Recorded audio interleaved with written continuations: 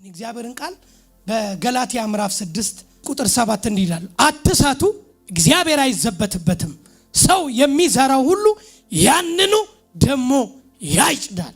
ደግሜ ላንብበው፣ አትሳቱ፣ እግዚአብሔር ምን አይልም አይዘበትበትም፣ ሰው የሚዘራው ሁሉ ያንኑ ያጭዳል ይላል። እንግዲህ ዘር የሚባለው ነገር በጣም ጥቂት ነገር ነው። ኢየሱስ ሲያስተምር ስለ ዘር ጥቂት የሰናፍጭ ቅንጣት መታክል ዘር ወድቃ አፈር ውስጥ ገብታ ሞታ በስብሳ ነው የምታፈራው። አትሳቱ፣ እግዚአብሔር አምላክ አይዘበትበትም፣ ሰው የሚዘራው ያንኑ ያጭዳል። እንግዲህ ከዚህ በፊት የዘራ ነው ከዚህ በፊት የነበረው ነገር አይስተካከልም። ታውቃላችሁ፣ ፊውቸራችንን ነው ማደስ የምንችለው፣ ነጋችንን ነው መቀየር የምንችለው። እስከዛሬ የዘራነው ዘር በጸሎት አይቀየርም። እስከዛሬ የተዘራው ዘር ምንም ይሁን ምንም ይዘራ ማስቀየር አይችልም ገበሬ። በጣም ቀላል በሆነ ምሳሌ ነው ኢየሱስ የተናገረው። ስለ ገበሬ ቀላል ነው፣ በሀገራችንም ሁላችንም የምታውቁት ነው። ገጠር ሲምፕል ምሳሌ ሁሉም ሰው እንዲረዳው ነው። አትሳቱ፣ እግዚአብሔር አምላክ አይዘበትበትም፣ ሰው የሚዘራው ያንኑ ያጭዳል። ብዙ ዘር አለ ማለት ነው። እዚህ ውስጥ ዘር የሌለው ሰው የለም። የሐሳብ ዘር አለ፣ የቃላት ዘር አለ፣ ብዙ አይነት ዘር ነው ያለው። ይሄ የማይቀየር ህግ ነው ማለት ነው። በትንቢት አይቀየርም፣ በጸሎት አይቀየርም። ፕሪንሲፕል ነው፣ ህግ ነው።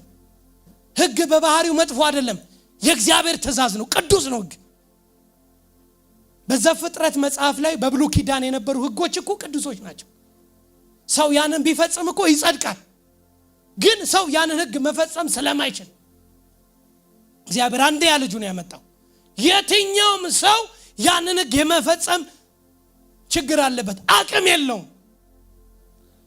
ላይሳደብ ይችላል፣ አታመንዝሩ ይላል፣ አትስረቅ ይላል፣ የባልንጀራህን ሀብት አትመኝ፣ ሚስት አትመኝ ይላል። አንዱን ፌል ካረገ ወድቋል ማለት ነው። ተባረክ። አትሳቱ፣ እግዚአብሔር አባት አምላካችን እግዚአብሔር አይዘበትበትም። አይመስላችሁም? ብዙ ሰው እዚህ ውስጥ ትንቢት ያልሰማ ሰው የለም። ግን ከትንቢት ይልቅ የጸናው ደግሞ የእግዚአብሔር ህግ ነው፣ አይቀየርም። ትንቢት ሊሻር ይችላል። ይሄኛው የእግዚአብሔር ፕሪንሲፕል በመከተል ውስጥ ያለ በረከት አለ። መጽሐፍ ሲናገር እሺ ብትሉ ብትታዘዙ የምድርን በረከት ምን ትላላችሁ? ትበላላችሁ። እሺ ባትሉ ባትታዘዙስ? ብዙ ሰው ይሄን ቃል አይፈልገውም። ሁላችንም የእግዚአብሔር ህግ ቅዱስ ነው፣ የእግዚአብሔር ህግ ንጹህ ነው። ከሰጪው የተነሳ ፍጹም ነው። የእግዚአብሔር ቃል አይቀየርም። ለመክበር የሚፈልግ ትልቅ መሆን የሚፈልግ ይቻላል፣ ግን የሁሉ ታዛዥ እንግዲያውስ ከፍ እንዲያደርጋችሁ በጊዜው ይላል እግዚአብሔር ቃል፣ ከኃይለኛው ከእግዚአብሔር እጅ በታች ራሳችሁ ምን በሉ አዋርዱ ይላል። በጊዜው ከፍ ማለት የሚፈልግ ሰው ዛሬ በእግዚአብሔር ፊት ራሱን ያዋረደ ሰው ነው ማለት ነው። በእግዚአብሔር ፊት ራሱን ያላዋረደስ አይከብርም።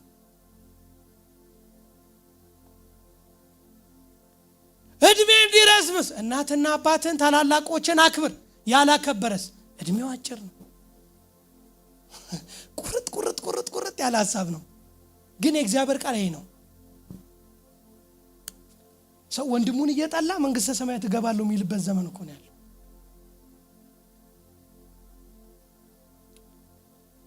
ሰው እንደፈለገ እየሄደ እከብራለሁ የሚል ሰው ነው ያለው።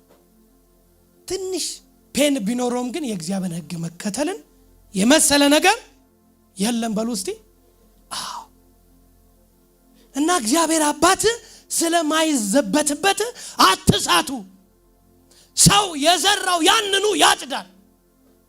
አሁን ላይ ገበሬዎች በሚዘሩበት ይሁን ወቅቱን በትክክል አላውቅም፣ ግን የዘሩትን ዘር ቸርች ሄደው በቃ ጌታ ሆይ ተዘርቷል፣ ጤፍ ነው የዘራ ነው ወደ በቆሎ ይቀየር ብሎ ጾም ጸሎት ቢይዙ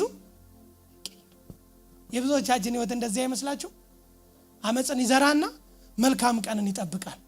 እንዳልኳችሁ ይሄ ቃል አሁን ፊውቸር ያለውን ነገር ከእግዚአብሔር ሐሳብ ጋር ከተስማማን ብሩህ ይሆናል። ነጋችሁን በዚህ ቃል ማየት ትችላላችሁ። እስከዛሬ የነበረውስ እንደዘራችሁት ነው የሚሆነው። አሁን በምንጸልየው ጸሎት እሱ አይቀየርም።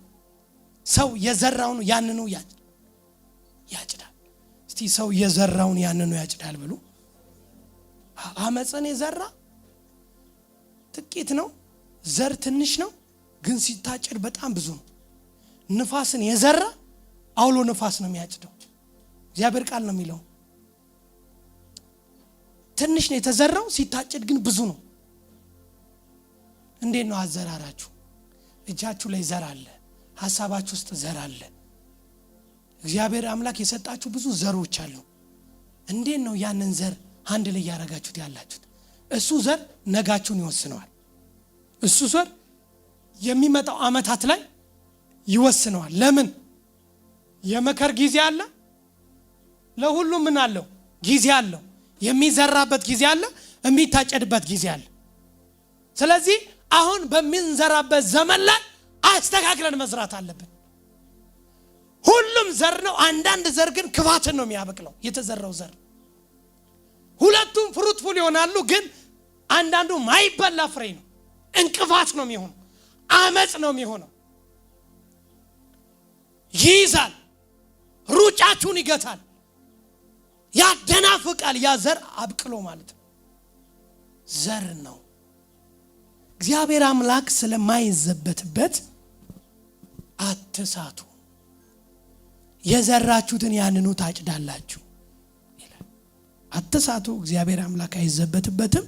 ሰው የሚዘራውን ሁሉ ያንኑ ደግሞ ያጭዳልና ይላል። በገዛ ስጋው የሚሰራ መበስበስን ያጭዳል፣ በመንፈስ ግን የሚሰራ ከመንፈስ የዘላለም ሕይወትን ያጭዳል። አመጽን ስጋዊ ነገርን የሚዘራ ያንኑ ያጭዳል። እግዚአብሔር አምላክ ይህንን ቃል ወደ ህይወታችን ካመጣ የሚመጡ አመታቶች ላይ ዘራችን ፍሩትፉል ይሁን፣ መልካም ዘር ይሁን፣ በእውነት ማታለቅሱበት ይሁን። የመርከር ጊዜ ደርሶ መሰብሰቢያ ጊዜ ደርሶ ሀዘን አይሆንባችሁ፣ በእውነት አይሆንባችሁ። ስለዚህ እግዚአብሔር ዘር ስለሰጠን ሰው እንደፈለገ ይዘራና በቃ እግዚአብሔር አሁን የሚመጣው አመት ላይ ብርሃን ነው፣ ለኔ ከፍታ ነው ምናምን ይላል። ልክ ፍሬው ሲደርስ የማይወጣበት ጥልቀት ውስጥ ይገባል። ለምን? የተዘራው ዘር እንዳልኳችሁ ትላንት የተዘራው አይስተካከልም። አሁን ግን ከዚህ በኋላ የምንዘራው ዘር ግን መስተካከል ይችላል። ዘር ነው፣ ሐሳብ ዘር ነው። ልጆቻችሁ ላይ የምታወጡት ቃል ዘር ነው። ዘር ነው። ተባረክ፣ እደግ። ታውቃላችሁ አይሁዶች አርብ ሁል ጊዜ ልጆቻቸውን ይጠሩና ይባርካሉ። ልጆቻቸውን ማታ ላይ 11 ሰዓት አካባቢ ላይ እጅ ጭኑና ልጆቻቸው ላይ አለቅነትን፣ በረከትን ይጠራሉ። ያንን ያጭዳሉ። የዘሩትን ያጭዳሉ። በልጆቻቸው ፊውቸር መልካም ይሆናል። እናቶች አላችሁ ለልጆቻችሁ ስትዘሩ፣ ወንድሞች አላችሁ ለቤተሰባችሁ ስትዘሩ፣ አገልጋዮች አላችሁ በአገልግሎት ላይ ስትዘሩ። እዚህ ውስጥ ያለ ሰው ሁሉ ዘር የተሸከመ፣ ዘር የሌለው የለም። ሐሳብ ዘር ነው። መልካም ነገር ዘር ነው። እይታ ዘር ነው። ለምን? እግዚአብሔር ስለማይዘበትበት። ከጸለይ ነው ይልቅ የዘራ ነው የሚሆነው። ለምን? ህግ ነው፣ መር ነው፣ እግዚአብሔር ያወረደው ነው። መሻሻል የሚችለው የሰው ህግ ብቻ ነው። የሰው ህግ ይሻሻላል፣ ይስተካከላል፣ አፕዴት ይደረጋል እጥረት ስላለበት። የቤተ ክርስቲያን ህግ ሰው ሰራሽ ስለሆነ ይስተካከላል። የእግዚአብሔር ህግ ግን አይለወጥም። አይገርማችሁ? አይለወጥም። ክፋትን የሚዘራ ክፋትን ነው የሚያጭደው። አመጽን የሚዘራ አመጽን ነው የሚያጭደው። መጥፎ ነገር የሚዘራ መጥፎ ነገር ነው የሚያጭደው።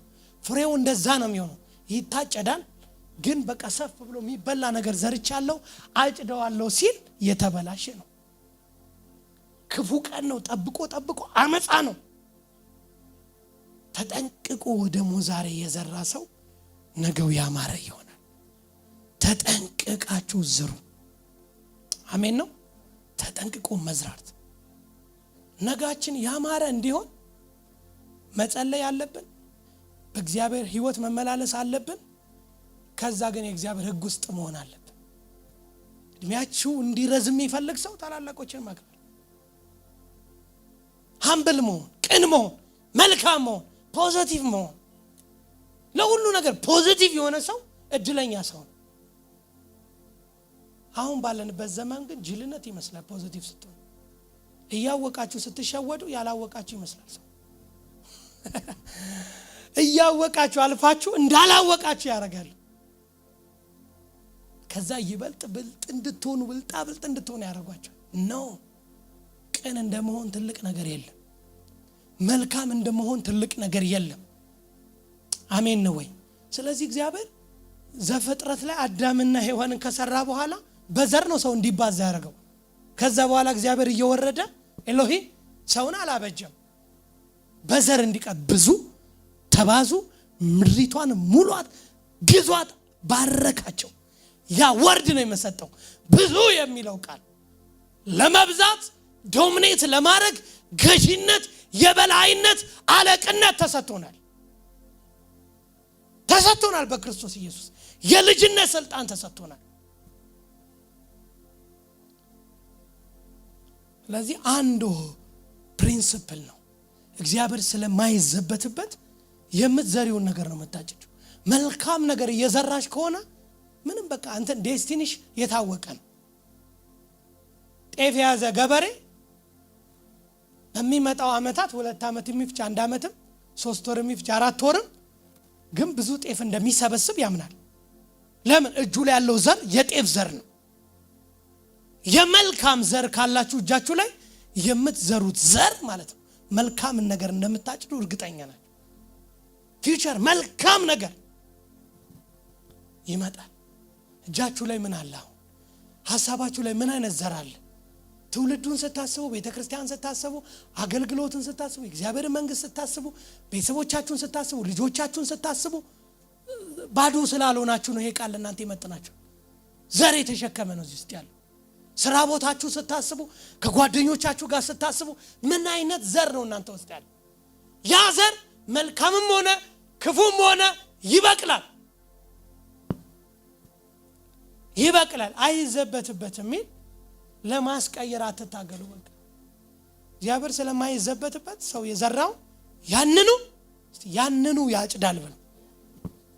መልካም የዘራ በፍጹም ክፉ ነገር አታጭ።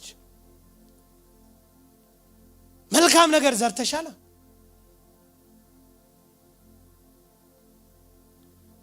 መልካም ነገር ይሄን ቃል ከዚህ ከ4 ወር በፊት አንድ ቦታ አገለግል ነበር እና ስጨርስ አንድ ጠራችኝና የጸጋ ዘመን ነው፣ ከህግ በላይ ነን፣ ከጸጋ በታች ነን፣ ህግ በእኛ ላይ ሰላም፣ አንተ ደግሞ የእግዚአብሔር ህግ አይቀለበስም ትላለህ። ይህ ከእግዚአብሔር ሐሳብ ጋር አይጣረስምን አለች። እንዴት ህግ አይሰራብን? ይለወጣል እግዚአብሔር ህግ። ለምሳሌ ሰው እናትና አባቱን ባያከብር ግን በቸርች ውስጥ ቢመላለስ ፕሮፌትም ቢሆን አገልጋይም ቢሆን በቃ ምንም አይነት ቢሆን እድሜው አጭር ነው። ግን መሆን ይችላል አገልጋይ። ቤተክርስቲያኑ ሰው እየተመላለሰ በአመጽ መመላለስ ይችላል፣ በደንብ ይችላል። ለምን? የዘር ጊዜ አለ። አገልግሎታችን የሚፈተንበት ጊዜ እኮል ህይወታችን እዚህ ውስጥ እንዳለ ነው፣ አሁን እንዳለ ነው አይደለም። ነገ እያንዳንዳችን በየግል የምንጠየቅበት ነገር አለ። አገልግሎትሽ ይፈተናል እኮ ይታያል በእግዚአብሔር ፊት። ወርቅ በሰዓት ውስጥ እንደሚያልፍ ያልፋል፣ በዛ ውስጥ ነው የሚያልፍ። ስለዚህ እሱና ይሄኛው ምን አገናኘው አልኳት። አይ የእግዚአብሔር ሰው እኔ የተሳሳትኩ ይመስለኛል። ግባና በደንብ አጥናው። አልተመቸኝ ወይ አንተ የህግ ሰባኪ ትሆናለህ አለች። አያችሁ ምልከታ ነው። እዚህ ውስጥም እንዲህ ሊያስብ ሰው ይችላል። እንዴት ህግኛ ላይ ይሰራል? ግን ይሰራል። ሰው የዘራውን ያንኑ ያጭዳል የሚለው የኔ ቃል አይደለም፣ የእግዚአብሔር ቃል ነው። እግዚአብሔር ስለማይዘበትበት እግዚአብሔር ሐሳቡን አይቀይርም። አሜን ነው ወይ? የኛ ሐሳብ በደንብ ይለዋወጣል። ሳምንት ስለ እግዚአብሔር ዕውቀትና ስለኛ ዕውቀት ተወያይተናል። የእግዚአብሔር ዕውቀት ምንድነው? ሙሉ ነው። እግዚአብሔር ገና መርምሮ አይደለም፣ ሁሉን አዋቂ ነው። የኔ ዕውቀት ግን አሁን ስለ እህቴ ያለኝ ዕውቀት አብረን በዋልን ቁጥር ሻይ ቡና እንትን ባልን ቁጥር ስለሷ ሞር እያወቅኩ ነው የምሄደው። ስለ ቤተሰቦቿ፣ ስለ እህቶቿ፣ ስለ ህይወቷ በደንብ አብሬያት ጊዜ ባሳለፍኩ ቁጥር በኢንፎርሜሽን ነው የምሄደው። የእግዚአብሔር ግን ዕውቀት ሁሉን አዋቂ፣ ይሄ ሁሉን አዋቂው አምላክ እግዚአብሔር ነው። አትሳቱ። እግዚአብሔር አምላክ አይዘበትበትም። ሰው የሚዘራው ያንኑ ያጭዳል። በጸሎት ዘር አይቀየርም። በትንቢት ዘር አይቀየርም። በትንቢት ዘመንን ማስመለጥ አይቻልም። ህግ ነው። ስለዚህ የእግዚአብሔር ህግ በአጭሩ ቅዱስ ነው አልኳት። ንጹህ ነው፣ ንጹህ ነው። ስለማንችል 69 ምናምን ህጎችን ክርስቶስ ኢየሱስ ፈጽሞልናል። ስለማንችል ህጉን ግን ሰው መፈጸም ቢችል ይጸድቃል። ግን ሰው ስለማይችል ህግን ሁሉ ፈጽሞታል። ታዲያ አሁን ህግ የለንም?